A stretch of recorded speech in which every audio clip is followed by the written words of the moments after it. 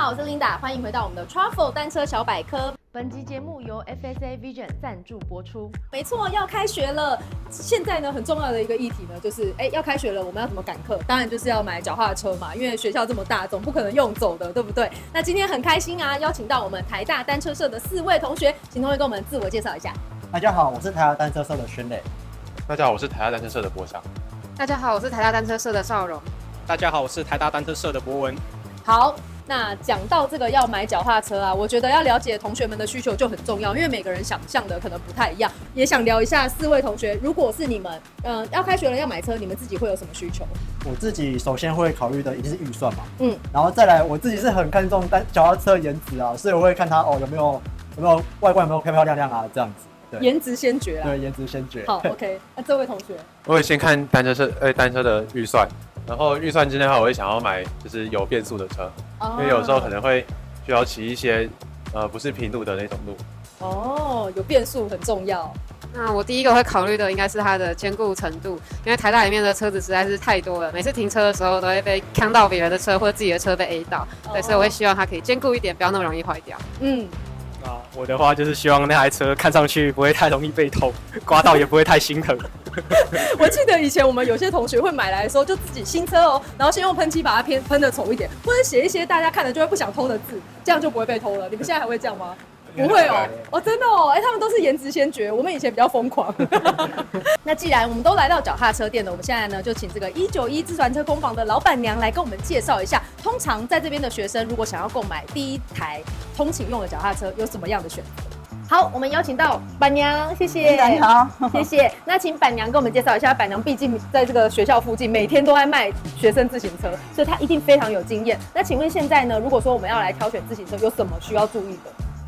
大概第一个就是身高去选择脚踏车的尺寸啊。可能你身高有一些小女生比较娇小，150公分至155公分左右，可能就要选择这种20寸的小轮径的脚踏车。对，那如果155至160公分的话，可以选择24寸，24寸轮子再大一些些的脚踏车。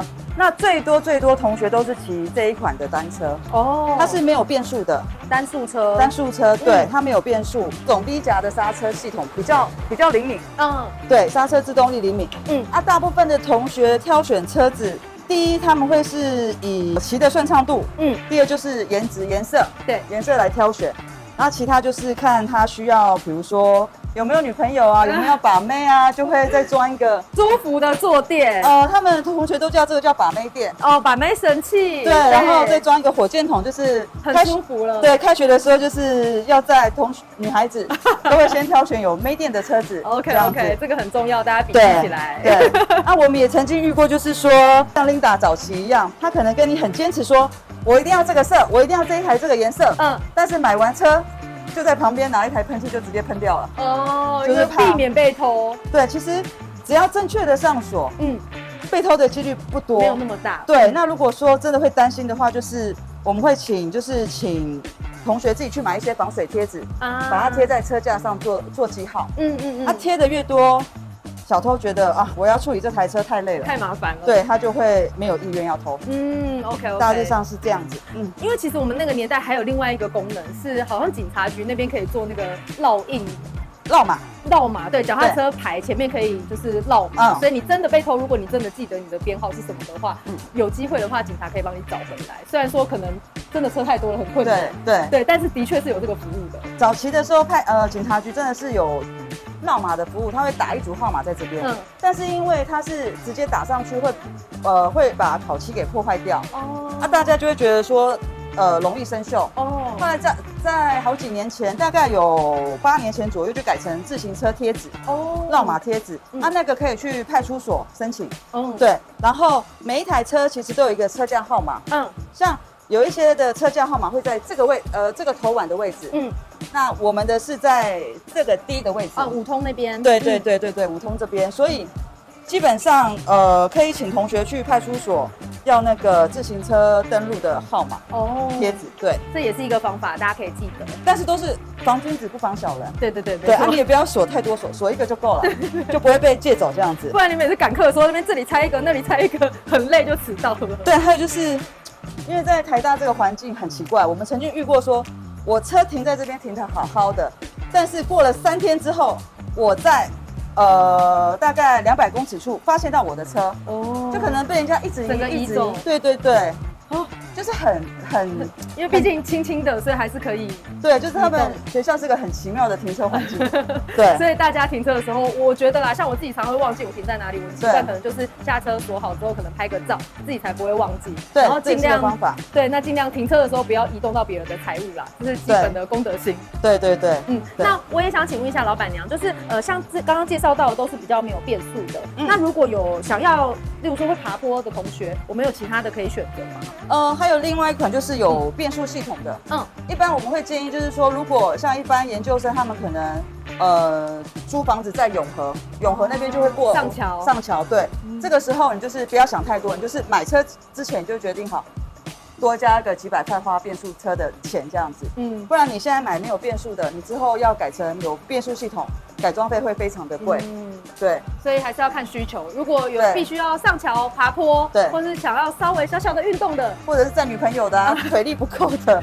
要有变速比较帅，才会骑不动。对，那如果说真的要骑到比如说淡水啊很远的地方，我们通常就建议租 U-Bike 就好了。没错没错。对，好的，谢谢老板娘精彩的介绍。谢谢 Linda， 谢谢。那我也很好奇，刚刚听老板娘讲了这么多，想要问一下各位同学，你们呢骑车骑到现在，通常有因为什么状况去修车过？我最常因为去修车大概就是爆胎，像我这半年大概修爆胎修了2次这样子。这个人品的部分。好，那请问这位同学？我最常修车是因为断辐条，我的公路车断过1次，然后同车断过了3次。哇，为什么你脚力超强吗？还好。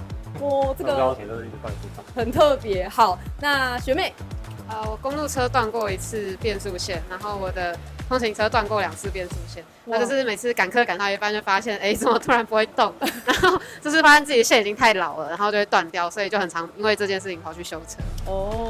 博文，那我自己的话，则是变速常常会对不上，然后就发现怎么变都变不到那个档位，然后骑的时候就会有异音这样子。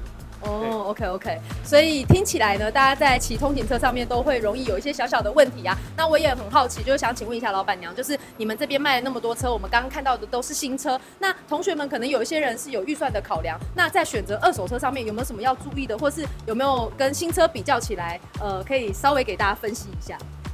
一般其实我们会建议就是买新车，因为二手车第一数量没有那么多，第二就是说你要会选车。当你选到一台二手车，如果它的轮框是歪的轮胎胎纹没有了，这个更换下去的时候就可以等同于说买了一台新车。所以买二手车你要第一会挑选它的轮胎轮框的状况。第二就是它的来源要很清楚、很透明、很正确的。因为有担心可能是赃车的部分。对。那警察派出所也会不定时的来问我们店家说你的二手车来源是从哪里来的？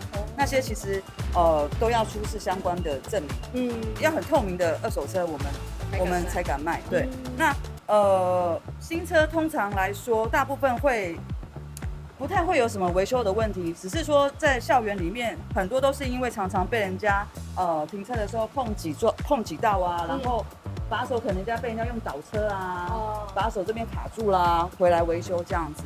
那最常我们碰到维修的东西就是刹车皮，它就像橡皮擦一样，你常常在刹的时候它就会磨损。那这个都算是属于消耗品这样子，所以大家也是定时要维修你自己保养，因为机械就是这样，一定要保养，所以这种耗材一定要注意。就是当你在雨天你觉得那个刹车已经快要没有的时候，就是你该来检查的时候，不然行车也是会有危险的。对，基本上我们通常都会建议说，同学就是大概自己的脚踏车2-3个月的时候，上一点链条的地方或者一些金属的地方去上一点润滑油。因为在台大这边的环境都是日晒雨淋，那你可以让它生锈没有关系，但不要让它的链条锈到断掉。锈到断掉就是整个必须该换了。那像刚刚同学有讲说变速档位好像设定不准的问题，那可以请店家再帮你微调，应该是变速系统的设定跑掉了。这样子。对。那如果一般来说常常会更换到刹车内线的问题，都是因为停车停了一段时间，常常淋雨，然后回来的可能放个暑假回来刹车就不能动了，因为生锈卡住了。所以定期上油很重要。了解。